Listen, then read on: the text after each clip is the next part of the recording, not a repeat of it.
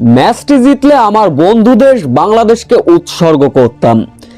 দুইবার সুপার ওভারের নাটকীয়তা দেখলো ক্রিকেট বিশ্ব। সাউথ আফ্রিকার কাছে বাঘের মতো বুক চিতিয়ে নাটকীয়তায় হারলো আফগানিস্তান। ম্যাচ হারের পরে দুঃখ প্রকাশ করে বাংলাদেশকে নিয়ে একই মন্তব্য করেছিলেন রাশিদ খান। হলো না মনের আশা পূরণ। হতভাগা যেদিকে চাই সাগরও শুকিয়ে যায়। আফগানিস্তানের দিকে তাকালেই বোঝা যায় আসলে কতটা বেদনাদায়ক ম্যাচটি হেরেছে তারা। ম্যাচটি আগেই জিততে পারতো যদি কিনা রান আউটের ভুল কিংবা আফ্রিকা দুর্দান্তভাবে এমন ক্যাচগুলো লুফে না নিতেন। কিন্তু সেই ম্যাচটা পরপর দুইটা সুপার ওভারে গড়ালো। 187 রানের লক্ষ্যমাত্রা তাড়া করতে নেমে ওই 187 করেছিল আফগানিস্তান। সেই লক্ষ্য তাড়া করতে নেমে ম্যাচ হলো টাই।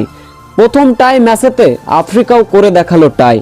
সুপার ওভারের দ্বিতীয়টাই আবারও নাটকীয়তার বাকি ছিল।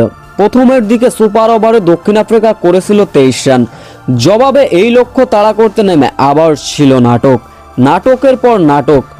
23 রানের জবাবে ব্যাট করতে নেমেও দ্বিতীয় সুপার ওভারে আফগানিস্তানও দারুণ ব্যাটিং তাণ্ডব চালাচ্ছিলেন। শেষ বলে প্রয়োজন ছিল 5 রান, তবে শেষ রক্ষা হলো না। 4 রানের পরাজয়ে আসলে দুঃখজনকভাবে হারল আফগানিস্তান। এদিকে ম্যাচ হারের পরে কথা বলেছেন আফগানিস্তানের অধিনায়ক রাশিদ খান। তিনি বলেন, ক্রিকেট বিশ্বে এমন ম্যাচ আমার জীবনে খুবই কম দেখেছি, কিন্তু আজকে সেই ম্যাচটা খেলতে পেরেছি, এটাই সবথেকে আমার বড় ভাগ্য। যদি ম্যাচটি আমরা জিততাম, এই ম্যাচটা আমার বন্ধু দেশ বাংলাদেশকে উৎসর্গ করতাম, কিন্তু সেটা আর হলো না। এমনটাই দুঃখ প্রকাশ করলেন রাশিদ খান।